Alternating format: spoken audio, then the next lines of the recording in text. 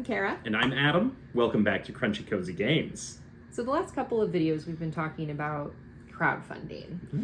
And, you know, Gen Con's coming up. There's some board game conventions happening. And so we thought it would be a good time to talk about some of the games that we're anticipating for the rest of the year. I mean, we're halfway through 2024. Right. We've gotten a good number of games. Yeah, it's been a good year. It has been a really good year for board games. But there are still some that we are really looking forward to that haven't come out yet. And maybe some of you will be able to see them and preview them. Yeah, because unfortunately, we are not going to be at Gen Con. I have always wanted to go to Gen Con. Maybe one day. But that's like one of my bucket list things is that I want to go and see all the previews and spend way too much money and not feel bad about it. Exactly. So, I thought one thing that's interesting about this is I used to work in video game retail. And in video game retail, whenever a new game comes out, like it has a hard street date of when that game is going to be sold. And anybody out there can pick up a copy of that game, and go right ahead and play it and pick it up, purchase it. With board games, it's quite a bit different. Oh, it's not like that at all. Because a game might release this month to its Kickstarter backers, but it may not hit retail for a few months after that, if even at all. That's true. As we talked about before, there are some risks involved with crowdfunding anything. Well, and to me, it's just totally wild because sometimes I see reviews of board games and I'm like, that game sounds awesome. I want to purchase it right now. Right. And it is just completely unavailable. Right. Because it's still like Kickstarters are fulfilling or whatever else. There's also that like that awful spot between like when the late pledges close and when it actually ships, where there's literally no way to get on any kind of list to purchase it. Right. Yeah, it's that like limbo of, I just learned about this game and I guess I'll wait. We've had a couple games like that, like Mythic Mischief was that way for me. I found out about it when the pledges were already closed. And I was like, well, one day. Yeah. So take that with a grain of salt. All these games we anticipate getting this year in 2024, but board games being what they are, they may not arrive. True. So I figured maybe the best way to do this was to go about it alphabetically. Sure. And so that means we're going to start with a game that some of you might already have. We haven't seen it in our local game store, and unfortunately we did not back it. Yeah. And that is Arcs. It's the new game by Leader Games, the developers of games that we love, like Root. Correct. And so this one it's really unique in that it's a space game, your favorite. Yeah. But it's kind of got like some 4X, it's got some conquering, and it's got some voting and influence spread and all of that. But it's all based on trick taking too. Right. And so, didn't you say that it's like way shorter than something like a, you know, it's like Twilight Imperium vibes, but like bite size. Yes. I mean, you're doing some of the same actions, but it's going to play much, much faster. Absolutely. What's really neat about this game is that trick taking mechanism, because each player has a deck of cards that they're going to play. The higher value cards, of course, will be more likely to win the tricks and have the start of the next one to be able to decide the suit, which is great. But they also have action pips on the cards, which determine how many actions you can take of what's on that card. So you're constantly in this battle of like, do I want to take control of the next round and decide the suit, or do I want to take more actions this turn and go later? Yeah. And then you also have to match suit, just like in a trick-taking game. Sure. So if you don't match suit, you're going to get even less actions. So it's this really neat, like, push and pull mechanism of you're constantly kind of battling it out that way. Some elements of push your luck in there. A little bit, yeah. And then, so it's two parts. There's a competitive game, and then there's also a campaign that's built into it. And both of them, from everything I've read, sound fantastic. It's absolutely one I want to pick up. It just, the uniqueness of the gameplay concepts, I just think is something that we have to have in the collection. Sure. So I'm looking forward to Arcs. Okay. Next up is one called Bone Wars. Yeah. So this one sounds wild. It does sound wild. Bone Wars basically takes place in the late 1800s, and you are a team of archaeologists digging up dinosaur bones across the United States for these two, like, I don't know how you describe it, but these two archaeologists that are like world renowned. I I think what's so funny about this is that like these super high profile academics are just like battling it out. Yes. It is so like this like super dry academic warfare becomes a board game, and I love it so much. Yeah, it's a Euro game where you are sending out your team and doing some worker placement, but you're also like publishing books about the bones that you find, and then you can switch allegiances to play for the other archaeologists, and so then you might write a book disproving what you just wrote was something that you proved. So it's this wild like Euro style game that's less about like, it's not really about dinosaurs, but it's more just about the kind of like science and the behind the scenes the intrigue also. Right? I know. And it's based in some historical fact. I mean, the two archaeologists whose names I can't think of right now actually were like big time rivals digging up these dinosaur bones. And they were kind of in a bone race, right? Right. They were like racing around to like be the first to discover the next dinosaur. Like there were so many bones like right there. Yeah, well, not just that, but there's tales of them like literally going into each other's camps and stealing the bones from stuff. So it sounds wild. I'm really excited for it. Again, we talked a little bit about risks that you take when you back a Kickstarter. We got an update for this game just this last week. That's the publisher of the game said, hey, this is going to be our last game. Yeah. This and another Kickstarter project that we've done, we're going to fulfill those, and then we're shutting our doors. Yeah. So, it's really sad. I hope the game is great because it doesn't sound like it's coming anywhere else. Yeah. So if you still have a chance to late pledge, maybe you take a look at that one right now. Yeah. I feel like you should take the next one because I think you're really excited for it. So the next one, if you watch this channel at all, you know that I adore Flamecraft. Yes. And from the creators of Flamecraft comes Critter Kitchen. And I am just so thrilled for this game to get here. This is like the cute art style of Flamecraft combined with something like Iron Chef. Yes. Well, and it's the same artist. It's I think Sandara Tang is the artist, and the art is just fantastic. Yeah. It's so cute. It's beautiful. And what I really like about this game is they could have just made like a Flamecraft 2. Sure. Which it sounds like they are actually making. Yes. But this one is totally different. I mean, you are basically taking your team of chefs and you are sending them out to various places in the community to go gather ingredients. You bring those ingredients back and you make a dish with them for these different like famous chefs that are on cards. Who have delightful names. They are. Yeah, the names are fantastic. Like Martha Schruert, which I think is very funny. There was one the other day that we saw that I was like, it was the brilliant. Bobby Flay equivalent, and I don't remember what it was. Yeah, but I'm very excited to see all those cards and see all those designs. Oh, it's going to be so good. But yeah, it looks like something a little different. It looks like one that, if it's anything like Flamecraft, will be easy to get on the table, easy to explain, and then just so fun to play. Exactly. So excited for this one. Yeah, so that is Critter Kitchen. And then next, we've got one that we just backed. Like, we late pledged, and it's going to be shipping out soon. And that's, I'm pretty excited for this one, too. That's a game called Defenders of the Wild. So the artist for this one is actually the same artist that did Parks. Oh, and I love the art in Parks. Yeah, I mean, it's a little bit of a misnomer because obviously the art isn't necessarily theirs. It's from the Parks project that they did. Absolutely. But the art in this absolutely looks beautiful. It's kind of got that root vibe to it where it's these woodland animals essentially fending off these great machines that are tearing up the forest. Right. Defenders of the Wild is a cooperative game. Which I love a good cooperative game. You know, we oftentimes will play games with people and they're like, I want something that like we can all play together. Right. I don't really want to like compete. I don't want anyone to lose. And you know, we don't have a super whole lot of cooperative games. No, I will admit that they're not always my favorite because I feel like they can be very, very brutal. They can. That's true. And if I'm going to be up against that high level of competition, I'd rather do it against another human. Sure, rather than the game being set up to be difficult. Right. But what fair. What I really love about Defenders of the Wild is that each player kind of takes on like these different factions, almost a la Root, where you've got these different woodland factions, like different critters, different abilities, different skills.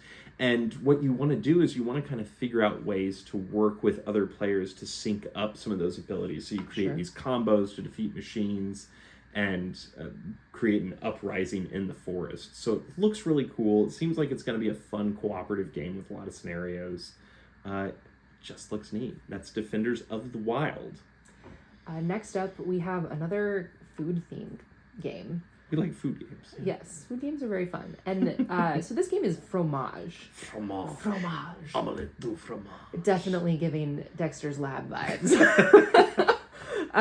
Well, not actually. The game looks nothing like Dexter's Lab. But what if you take the cool Lazy Susan that looks like it's made of cheese and you turn it and it reveals a secret lab? Well, okay, that would be super cool. Be but I'm pretty sure that's not what this game does. Wow. This game is kind of viticulture-esque. Yeah, I would agree with that. Yeah, you're developing different types of cheese based on different regions. One thing that's really charming about this game is that it doesn't have the traditional cubes. They're wedges. They're wedges. They're cute because cheese wedges of cheese. That's very cute. So cute. But one of the fun things is that all of your pieces are on like a Lazy Susan that you're spinning as part of the gameplay. Yeah, thinking about how unique of a theme that is. I think a lot of the games like that we have are based on, developing trade goods. Like, you see like cloth and you see stone. Right. We have wine specific ones. We have ones about developing different kinds of alcohol. And I just really love the idea of these like cheese folks. Yeah. What is the name? Like, I know you're in a creamery. Yeah. I don't know. I don't remember what the name of the people that make cheese is. Well, I just like that you can it's kind of got that distilled vibe to it of like you can just make a cheese and sell it right away for immediate rewards. Or you can let it age. You can age, you can like infuse it with fruit. Yeah, there's also like a side, you can like make jams and collect herbs and which is just, it's delightfully charming. It is. I'm so excited to play this game. Yeah, it's very exciting. So yeah, that one's shipping fairly soon. I think the due date for that is sometime in September. Yeah. So coming up. The next game that we're going to talk about is one that might be my most anticipated. Oh, and that is a game called Ironwood. Sure. So Ironwood comes from Mind Clash Games, which, if you remember, we played Septima. That's also by Mind Clash Games. Yeah. So they're sort of known for these dense, crunchy Euro games. That checks out. And this is a small box, asynchronous two-player game. I love a good two-player game. Right. One faction is playing the Iron faction, which are like, they're in the mountains and they're mining and they're digging stuff up, and their goal is to create mines and manufacture and do all that kind of stuff. And then you've got the Wood faction that's sort of like your forest hippies, for lack of a better term. And their goal is that they're looking for these relics and trying to pull them back to the edges of the board to keep them safe from those mines and those people that would industrialize their entire forest. A classic push and pull of industry and nature. And so you've got some combat. They've got, like I said, it's asynchronous. So like the Wood faction, they get more movement, but they can only move one piece at a time. Whereas the Iron faction, they get maybe just one or two movement, but they can move entire groups. They're also moving on totally different paths, right? Like the board has like wood trails and the mountain trails. Yeah, it's kind of like in not hexes or like they're not necessarily geometric shapes, but there's like a clearing that's the forest, and the forest folks will be there. And then there's mountains and mine. I mean, so you're going through that. But the coolest thing about this is that leaning heavily into that theme, the Iron faction's pieces are all metal, and the Wood faction's pieces are all made of wood. I love that so much. It's very clever. It's just such a nice touch. Yeah. Well, I think it adds kind of that role play element to it of, when you are the Iron faction, you're kind of manufacturing, you could role play a little bit that maybe you're the bad guy. Maybe. Or you're the metal benders from Avatar. Ooh. Which I just love. So I'm very excited about that. I can't wait to see how it plays. And that's another one that's shipping really, really soon, so fingers crossed. Yeah. But that is Ironwood. The next one that we're going to talk about is from Inside Up Games, which we love. them. Mm-hmm. And this one is called Perch. I will be honest, the first time I heard the title of this, my brain immediately went to fish, because there is a type of fish called a perch. Oh, okay. I don't know why. Yeah. But when I looked at this, I realized I was totally wrong, because it is birds. It's birds. Which I've been on record as saying this. I'm not a big fan of birds. You're not a big fan of birds. But how do you feel about birds that stack? Well, I love that. So what I love about this game is that the pieces are tiny birds that stack up. Right. And you are playing birds out of a bag. Mm-hmm. But what's cool about it is that you're not just playing your own birds. Mm-hmm. You might be placing other people's birds, because you're drawing them all randomly out of this one pool. And another delightful thing is that when you want to protect your stack of birds, you can put a little birdhouse hat on the top of them. And just keeps them safe. I just love it so much. Yeah, I really like games like that where you kind of get the element of, I'm going to screw with your plans here by moving your birds over in this direction. And then all of a sudden that becomes an opportunity for another player. Yes. Oh, absolutely. So yeah, this game just looks really charming. It does. I'm very excited to see how it comes together. Yeah, absolutely. And that one should be soon. I think the original release date was August, but they're a little behind on some of their delivery. It happens. It does. So we're still hoping to get that one by the end of the year. Okay, the next one is another one of our favorite publishers, and that's Allplay. Mm-hmm. This one is River Valley Glassworks. Oh, which I'm so excited about. It looks very cute. I mean, obviously, we love puzzle games like Azul. Mm-hmm. We love drafting games, and this is kind of a combination of both of those. Basically, you've got this neat little river board, and you've got these sort of acrylic, or I guess in some cases, glass overlays that you're sliding down the river, and each time they slide down, they get more glass pieces that are put on there. And at any time you draft basically one section of that river, and you get all of the glass rocks from that you then have to place on your player board. You're playing them in rows and columns, but the scoring system is unique in that you don't just score your columns, you have to fill out your rows. So it really, really incentivizes you to not just specialize, but also get a lot of variety too, because the more you fill up, the better off you're going to be. Absolutely. But it looks really cool, and it's got that just a charming art style where every player kind of plays a different animal. Right, full of woodland creatures. Yes. Anthropomorphic animals are in. So. They are. I adore games with anthropomorphic animals. Yes. Indeed. So yeah, that's River Valley Glassworks. The next one is another one by Inside Up that I think they've got two on our most anticipated list. Yeah.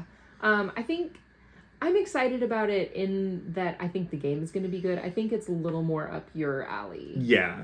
So Terminus is a subway planning game. It's kind of like a city plan. I mean, it's a city planning game wherein you are really controlling a subway. You're a contractor that's going to make these subway connections. But you're vying for control of these different contracts. It's kind of got a Ticket to Ride-esque vibe where you're like changing the direction of stuff to get to the best stops. And I mean, just the actual gameplay where you're like placing things on a path. Right. Yeah. Very Ticket to Ride. Very colorful. But, the most charming thing to me about this is when I used to grow up in Washington, D.C., and I was always kind of taken by the subway maps, like how colorful they were, how much information they conveyed. And so when I saw this, it looked like a subway map, the game board did. Sure. And I was like, man, I'd love to make one of those. So it's a very silly reason to be excited about a game, but I really am very excited about it. Yeah, whereas I have never lived in a place that has a subway system, so it just doesn't capture me in the same way. But I also know that they make a good game. Yeah, and I'm really excited to play it. Yeah, it's going to be a good one. That one I am eagerly anticipating the shipping notice. They said that all of them should go out this month. Oh, So that's exciting. we should have it soon. Yeah. Okay, the next one is, I said Ironwood was maybe my most anticipated game. Is this the second one? This is one up there that I'm like, it could go either way.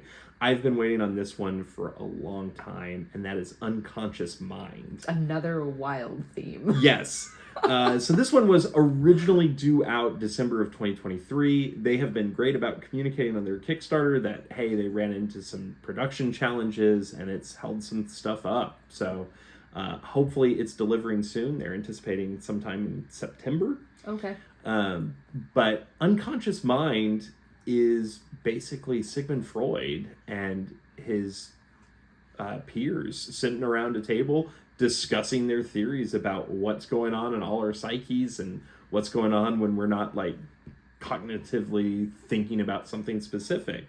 So it's a Euro game where you've got a lot of pieces that you're moving along, but the real charm of this is the dream cards that are kind of like your Dixit art style or Mysterium. They're these like just incredibly drawn, very like fantastical pictures. And then you can also put these kind of like ink blot things over them. They're just like clear overlays, like you have in Canvas, that kind of clear card. And they just alter the pictures and they kind of set up different things. You still have your regular resource management, a little bit of worker placement to decide if you're going to either publish a book about what you've learned or gather more materials or whatever else. But I just think that this game looks so charming. It seems like it's got a lot of depth. Probably going to be a little on the heavy side. Heavy. It also seems like it's going to be a little bit of a table hog. Yeah. There's a lot of boards. There are quite a few different types of boards, and player's got their own like player board as well as something else that they're tracking. Yeah. So there's a lot to it, but I just think that the game overall looks absolutely stunning. Yeah. And the theme is just so unique. It is. Well, and when I think about a theme like that, it kind of reminds me of Lacrimosa, where it has, that singular historical figure focus. Right. And it's just not something that you would think would be a good board game theme, but it's really impressive the way that they have kind of crafted it so that it is really captivating. Right, I agree. But yeah, we'll hopefully find out more about Unconscious Mind very soon. And the last one is a game called Kelp. Yes. Which I don't know a lot about Kelp. Yeah, I think this is probably going to be one that you're going to love. Oh, yeah. Because it is another two-player asynchronous game. Yes. Which we already love those. We do. But this one is Shark versus Octopus. Ah, yes. So you're moving around the map. You're basically doing these different things. The shark's goal is to eat the octopus, and the octopus goal is to stay away from the shark. That so makes sense. The octopus is kind of moving around the board, and it can play cards to throw up ink and to disappear into coral reef. And the shark is just playing very aggressively. So you've got your deck of cards that you're managing while you move around the board. Sure. But this is just one that I think is just unique in the sense of it's a very specific theme. Yeah. And there's not a lot of two-player asynchronous games. No, although we do have two on this list. Right. Well, and I think it's a new thing. Like, I think more publishers are leaning into those ideas. Well, and just the need to have games that you can play with fewer people. Because, we love the big games that play 5-6 people. We love a 4-player game with all 4 players. Right. But the reality of life is that we can't always get people together to play a game. And so a lot of times it's just the two of us. Either of us is really into solo gaming. So usually when we're talking about games, we're not going to look at the solo play. Right. But, we will definitely look at how it plays at 2 players. And to me, I think a really good game should play as well at 2 players as it does at any other player count. Oh, absolutely. And so when there's one that is dedicated at 2 players, that's always a special treat. Yeah, I agree. I mean, I think that that's a good sign that they know their audience, they know who it's for, and they've designed it to be very smooth, and especially when it's asynchronous, to be balanced for 2. Well, and I also enjoy that, I think a lot of the 2-player games that we have tend to be kind of like that puzzly, or they tend to be like card-based. Right. And seeing kind of like the more complex gameplay style being incorporated into something that is 2 players, I think is really exciting right now. Yeah, and I think the other element of this is that because it's asynchronous, you can play a game, and if you win as the shark, you might be like, okay, well, is it that I won because the shark is just better, or is it because I understood how that works? Let's switch sides and try it again. And you get kind of a different game that way. Yeah, absolutely. So I'm really looking forward to that one. Last I heard, that one was also aiming for about October. So we've got a lot of great games coming to us in the near couple of months. Yeah. But we want to hear from you. If you're going to Gen Con, what are your most anticipated games that you're going to see at the con? Are there games on this list that you are also looking forward to? And do you have any Kickstarters coming your way that you need to tell us about? Because we'd love to see if we can find those too. Absolutely. Well, that's been our list of our most anticipated games of 2024. Let us know in the comments which ones you're looking forward to. And if you haven't already, be sure to like and subscribe to Crunchy Cozy Games, because we like to make lists like that, and we love to share our love of board games with all of you. Absolutely. Thanks for stopping by. Bye.